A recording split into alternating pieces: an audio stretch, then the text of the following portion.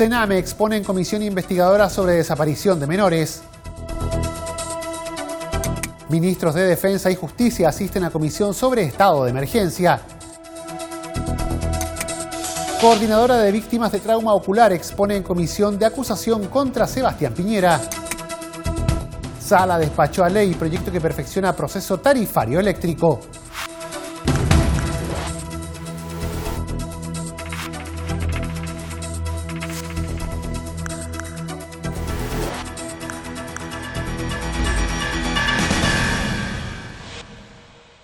¿Cómo están? Los saludamos, sean bienvenidos a una nueva edición de Frecuencia Legislativa. Nos reunimos como es habitual en este horario para revisar las principales noticias, los hechos que han marcado la pauta en las últimas horas aquí en la Cámara de Diputados. Partimos hoy contándoles que el Sename expuso en la comisión investigadora sobre desaparición de menores.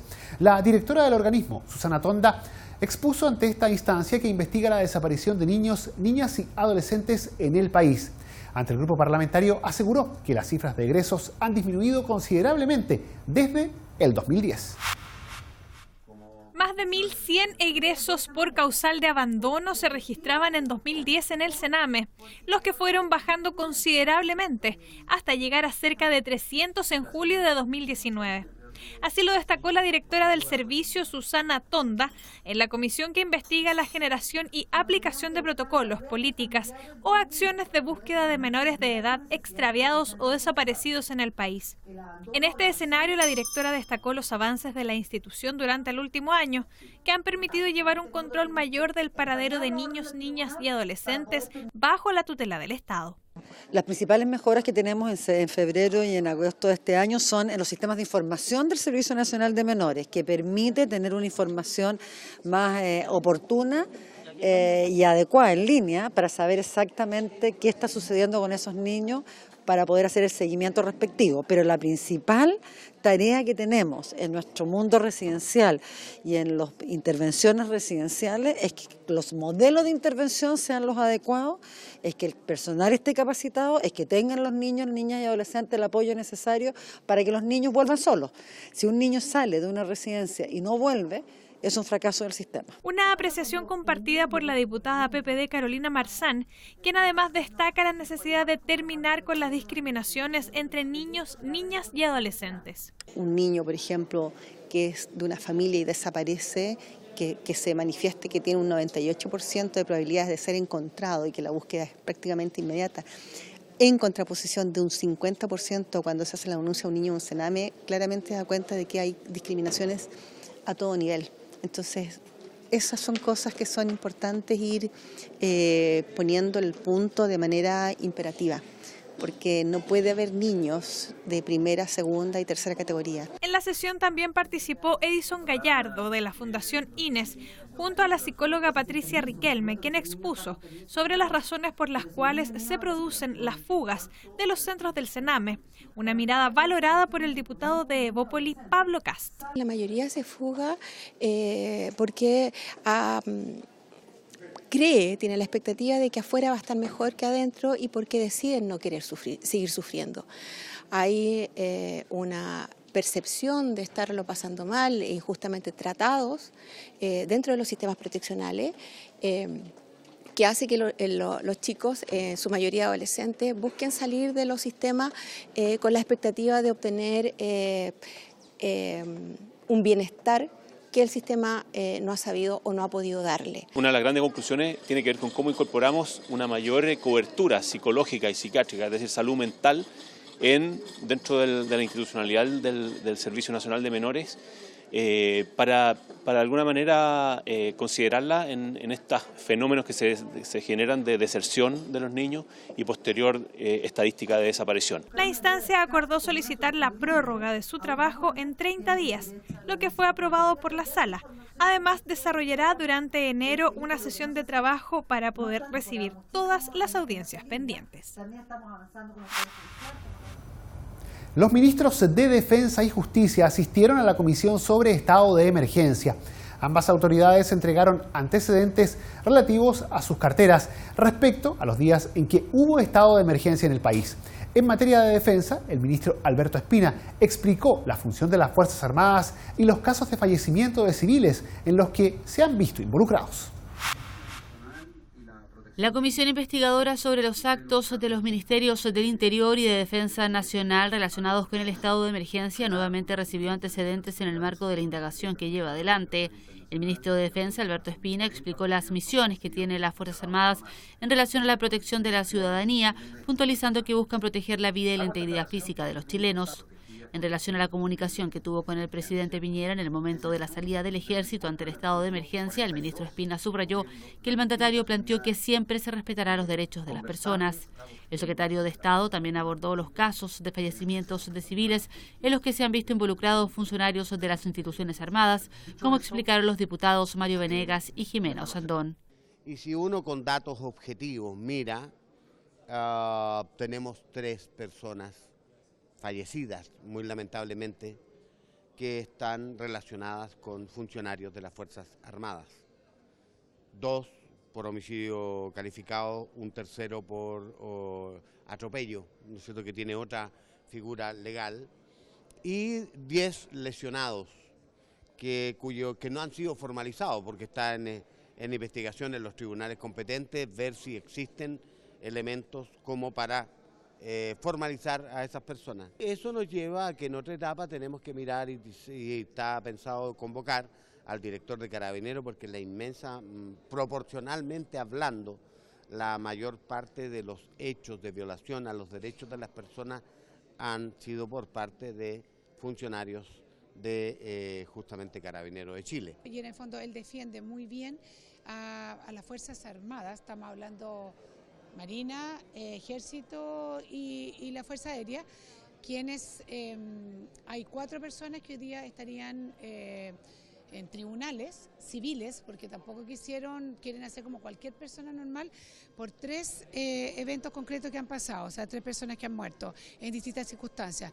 Ellos se nota total disposición a que esta situación se aclare y sin escatimar responsabilidades. Eso fue lo que a mí me gustó, sin escatimar responsabilidades, porque tienen tal nivel de formación las Fuerzas Armadas nuestras y están tan bien consideradas internacionalmente que no pueden caerse en estos detalles cuando faltan a los derechos humanos. Entre los antecedentes aportados por el ministro de Defensa se cuenta la información respecto de 3 militares formalizados por el fallecimiento de 3 personas en Coquimbo, Curicó y Talcahuano. El personero recalcó que se han dado las instrucciones para que se esclarezcan los casos a través de la justicia civil mediante un debido proceso. Y la coordinadora de víctimas de trauma ocular expuso en la comisión de la acusación constitucional contra el presidente Sebastián Piñera. En la última jornada de audiencias, la organización informó que ya existen 352 personas con trauma ocular, por lo que piden que el Estado se haga responsable de este daño irreparable para las víctimas. En la sesión expusieron también profesores de Derecho Constitucional y Penal. En su última sesión de audiencias, la comisión que estudia la procedencia del libelo acusatorio contra el presidente Sebastián Piñera recibió a la representante de la Coordinadora de Víctimas de Trauma Ocular, Marta Valdés, quien informó que los manifestantes pacíficos afectados alcanzan a 352 a nivel nacional, que en su totalidad han presentado querellas. La vocera y madre de un joven de 17 años que resultó herido agregó que detrás de cada caso de mutilación cometida por carabineros hay familias afectadas y personas que no podrán seguir con su trabajo o sus estudios. Marta Valdés expresó que el presidente Piñera debe hacerse responsable, ya que al señalar que estábamos en guerra generó un brutal accionar de carabineros con disparos a menos de 15 metros, sin protocolos y apuntando directamente a los ojos y a la cara de los manifestantes. Proceder policial violento de fuerzas especiales que continúa en los centros de atención médica. No es el espacio que a ellos les corresponde. Sin embargo, se tomaban esos espacios y claro que se hacía una nueva victimización de la víctima, porque los jóvenes se alteraban, se asustaban, había un amedrentamiento también de ellos. Entonces, eso lo lamentaba uno, que no había un respeto por la situación y por el momento que están viviendo tanto las víctimas como las familiares. En absoluto, el gobierno se ha acercado y ninguna autoridad, ningún ministro a hablar ni con las víctimas ni con la coordinadora. Y efectivamente tampoco se está haciendo responsable de lo que significa los gastos médicos y el daño que se produjo con las heridas que se produjeron por trauma ocular. Por lo tanto, hoy día nosotros sentimos que el gobierno se ha lavado las manos en este aspecto y que no se está haciendo responsable, y no vemos tampoco ninguna voluntad de hacerse responsable ante esta violación a los derechos humanos. En la sesión participaron también profesores de Derecho que se refirieron al capítulo primero del libelo acusatorio sobre la responsabilidad del jefe de gobierno en las graves, reiteradas y sistemáticas violaciones a los derechos humanos cometidas por agentes del Estado. El profesor de Derecho Constitucional de la Universidad de los Andes, Luis Alejandro Silva, expresó que la acusación no puede prosperar porque existe un principio básico donde no se responde por omisiones, sino que por actos administrativos, como precisa la Constitución. Posteriormente expusieron los profesores de Derecho Penal de la Universidad de Chile, Javier Contese y Mirna Villegas, quienes se refirieron a la obligación de prevención de violaciones a los derechos humanos que ha tenido un cumplimiento deficitario en el actuar del presidente de la República. En el fondo lo que nosotros estamos diciendo es, mire, no sirve nada que usted diga, mire, no importa que yo perpetre delitos si después me van a castigar. Lo que a nosotros nos interesa es, bueno, no perpetre los delitos. Y en este caso no estoy diciendo que los perpetre de propia mano el presidente, pero ciertamente el Estado, a través de los funcionarios de Carabineros y funcionarios de Fuerzas Armadas, ha perpetrado violación a los derechos humanos, y el deber de prevención, que es el primer deber, implica que quien está como jefe de esa organización, jefe del Estado, tome medidas encaminadas a reducir el riesgo de mayor vulneración, a impedir que se sigan vulnerando derechos humanos, y a nuestro entender esas son medidas que se han adoptado de manera completamente insuficiente. Finalmente intervino el especialista en Derecho Constitucional Arturo Fermandois, que consideró que el libelo acusatorio es una verdadera querella que nos lleva al ámbito penal, contexto que la acusación trata de hacer. El presidente de la instancia, diputado de C, Daniel Verdesi, mencionó que han escuchado a invitados de todos los sectores. Desde el punto de vista jurídico hay yo diría una mayoría de constitucionalistas que descartan la responsabilidad jurídica del presidente, pero no es unánime, hay otros que sí la han señalado. Yo creo que en el fondo aquí lo más importante es que se le dio espacio a todos.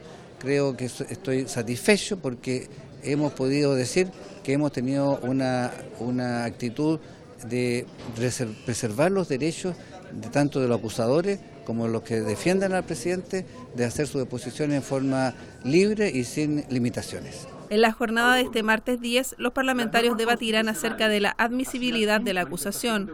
El miércoles iniciará la votación a las 11 horas y finalmente la recomendación de la comisión será analizada por la sala de la Cámara el jueves 12 de diciembre.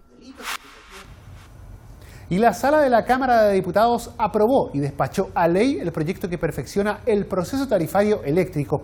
La propuesta busca fijar una nueva tasa de actualización representativa de los riesgos actuales que enfrentan las empresas que prestan el servicio de distribución eléctrica en el país. Asimismo, moderniza el procedimiento de determinación y fijación de las tarifas de distribución a fin de determinar adecuadamente los costos eficientes de prestar dicho servicio. Cabe agregar que el debate de la iniciativa se dio con controversia debido a que en el Senado se introdujo una norma que flexibiliza el retorno promedio para las empresas. A continuación revisamos algunas reacciones. Inicialmente recordemos de que esto también se da en un contexto totalmente distinto, fue a propósito de los medidores, ¿no es cierto?, cuando generó bastante revuelo y conmoción pública, entendiendo de que acá se le había engañado a la comunidad y que se había generado un negocio redondo con las empresas distribuidoras. Bueno, esto se fue subsanando, ¿no es cierto?, a goteo, hay que decirlo también, no fue de manera muy rápida por parte del gobierno. En estos 2 meses Chile cambió, ¿no es cierto?, y además se suma algunos factores externos como el tipo de cambio, y hemos visto que el dólar ha aumentado mucho en los últimos días y eso también puede tener una incidencia directa en la tarifa. Por lo tanto, si eventualmente nosotros decíamos de que iba a haber una baja de un 3%, estamos hablando de una cuenta de luz de 10.000 pesos, 300 aproximadamente pesos que iba a ser de rebaja, por eso hablamos de que es marginal, probablemente hoy día ni siquiera alcance a ese 3%. Este proyecto de ley lo que busca en su esencia es rebajar las utilidades a las empresas distribuidoras de energía eléctrica. O sea, si alguien cree que esto beneficia a las empresas, está totalmente equivocado. Todas las empresas se crean, ¿para qué? Para generar utilidades. Y aquí lo que está haciendo esta ley es rebajar sus utilidades. ¿Por qué? Porque estamos hablando frente a un monopolio natural. En segundo lugar, estamos acá nosotros frente a un proyecto de ley que lo que busca además es poder generar una disminución en las tarifas, en las rentabilidades finalmente de las empresas a través de las tarifas, pero ojo, de las empresas que solo tienen implicancia en el 20% de la tarifa. Si usted paga 10.000 pesos de energía eléctrica, 7.000 pesos se lo lleva quien la genera, 2.000 pesos se lo lleva el distribuidor y 1.000 pesos el transmisor. Por lo tanto, el hacer creer a la gente de que esto efectivamente no va a bajar las tarifas es mentir a las personas. Se hablaba incluso de un fondo de estabilización de $1.000 millones. Ese fondo de estabilización de $1.000 millones, ¿sabe de dónde viene? Viene de los recursos de las propias empresas. El Estado no pone un peso, el contribuyente no pone un peso.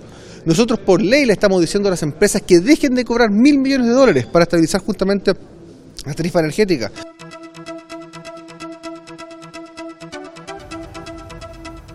Y un total de 11 sesiones de comisión se encuentran programadas para la jornada de este día martes 10 de diciembre en Valparaíso. Conocemos todos los detalles en el informe que a continuación nos entrega la periodista Carolina Collado desde la radio de la Corporación. Adelante, Carolina.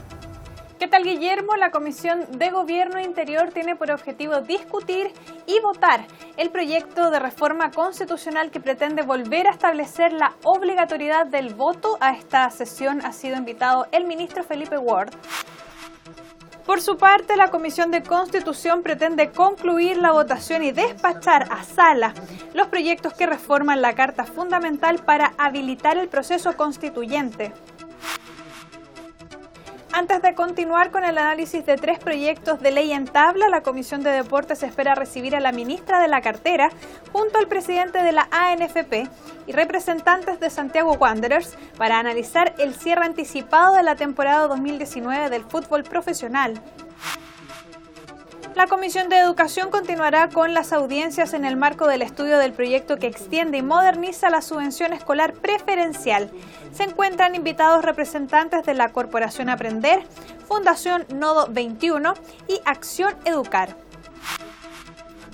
El ministro de Hacienda fue invitado a la Comisión de Economía junto al director del Servicio de Impuestos Internos para analizar el proyecto de pago a 30 días. Luego esperan recibir al presidente de la Asociación Nacional de Cooperativas de Ahorro y Crédito para exponer sobre el estado de su sector. Y la Comisión de Trabajo invitó al presidente de la Asociación de Profesionales Universitarios de la Dirección del Trabajo para analizar el proyecto que pretende establecer una modernización a este servicio. Guillermo. Perfecto, Carolina, muchas gracias. Bueno, y con este adelanto de lo que será parte del trabajo de las y los diputados para la jornada de este día martes, nosotros ponemos término a la presente edición de Frecuencia Legislativa. Agradecemos su compañía y les recordamos que estas noticias están, como siempre, disponibles para descarga en el www.cámara.cl en sus diferentes formatos audiovisuales. Muchas gracias por sintonizarnos. Siga junto a Cámara de Diputados Televisión.